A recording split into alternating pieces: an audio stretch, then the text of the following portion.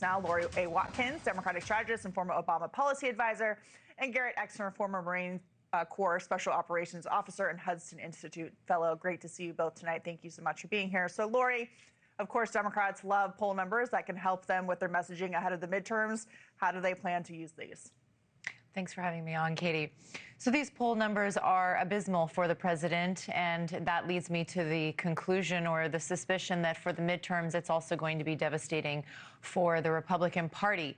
The administration has accomplished many things during this war and engagement that they've had, but there are very important things that they have not been able to accomplish. Like the attacks, they weakened the Iranian military, but they did not prevent them from being able to attack its neighbors and our Gulf allies and partners in the region, specifically these military sites.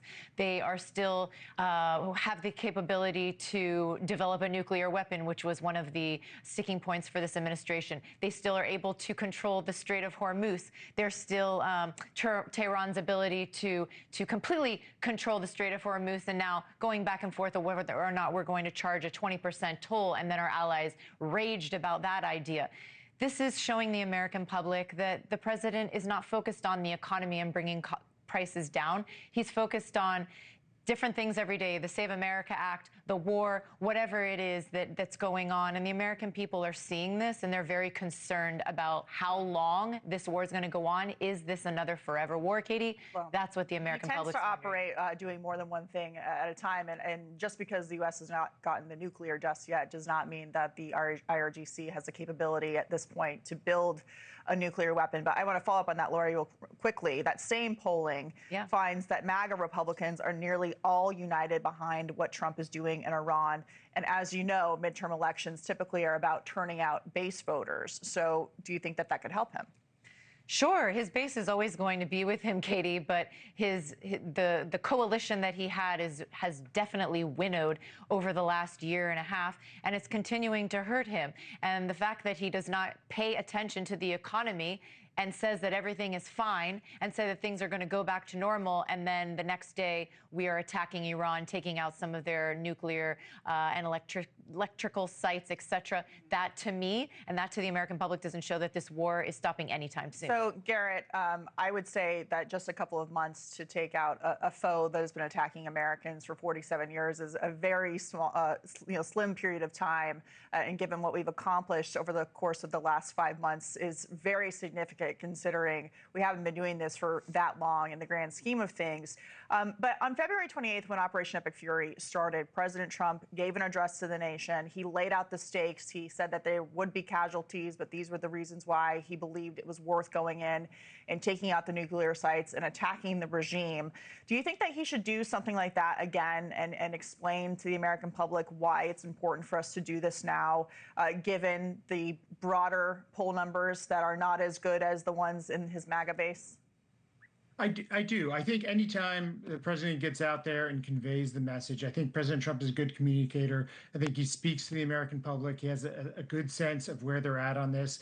And I would just say, to push back on some of this, we had some great CPI core inflation numbers come out this week as we restarted strikes at a heavy momentum over the last 7 days. So the economy is going in the right direction. Prices are coming down. Oil is finding different routes out of the Strait of Hormuz. Iran is not in control of that area. And just over the last 48 hours, we've seen a lot more aggressiveness from the United States military on how to get this job done. But to your point, Katie, 4 months is a very short time frame to take on a country of 90 million and still bring inflation down from the disaster of the Biden administration. So I think we're in a very good place right now. Can I just quickly push back in that the president was the one, both of you, please correct me if I'm wrong.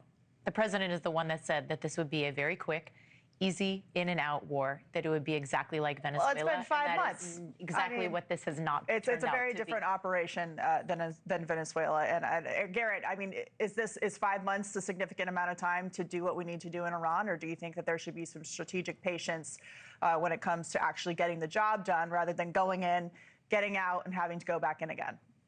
The idea that wars are fought in 4 months, or that you wanted the president to replicate what the miraculous operation of what they did. Our military did an outstanding job in Venezuela, and they did set a tremendous standard. But the idea that that is what warfare is going to look like going into the future, that it'll just be an overnight operation where we snatch the leader of a foreign country and move on. I agree with you. That's what he said, though. That's what the president said. Well, speaking of warfare, Garrett, let's move on to China. There are satellite images that have been captured, new ones that show 3D replicas that appear to be U.S. warships in the middle of the desert in China. Experts have warned that Beijing could be using models like this for military tests. The president, of course, had strong words last night in terms of China, meddling in elections and, their espionage they have here in the United States. He's going to meet with President Xi at the White House in September. But just what is your perspective on where we are with China, given that they are practicing the bombing of our warships while also doing all of this stuff inside of our borders? The level of toughness for the United States to China needs to be ratcheted up at least tenfold. Every president comes into office saying they're going to be tough on China. There's only been one that's done it in my lifetime. That's President Trump. And to be honest, I think he could be a lot tougher with China. I agree. He let everybody know in the United States that China has been meddling in our elections. Joe Biden said this on a debate stage years ago, and we still have done nothing. The idea that China gets to run roughshod over everybody in the United States, over everybody in the world, and nobody stands up to them, it's done. And President Trump is the right man to go forward and get this done. So, Laurie, on the issue of China, I mean, do you think that Democrats could get on board with things like kicking 600,000 Chinese students with visas out of the country, given they're here to conduct spying on behalf of the CCP? Do you think that, there could be more done on a bipartisan basis, given what we know about what China's doing?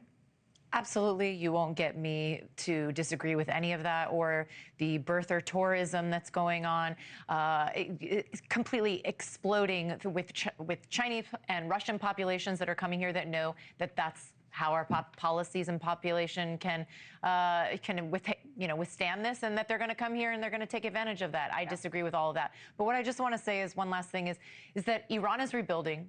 China is rehearsing. And the question that I have is whether Washington is paying attention to what's going on or not. I think the administration is, given what they've said over the last couple of days, but certainly, as we think we all agree, we could be doing more to combat China. And of course, strikes in Iran just ended tonight, and there will be more tomorrow night as well. Laurie, Garrett, thank you so much for being with us. Great to see you. Have a good weekend. Thanks, Katie.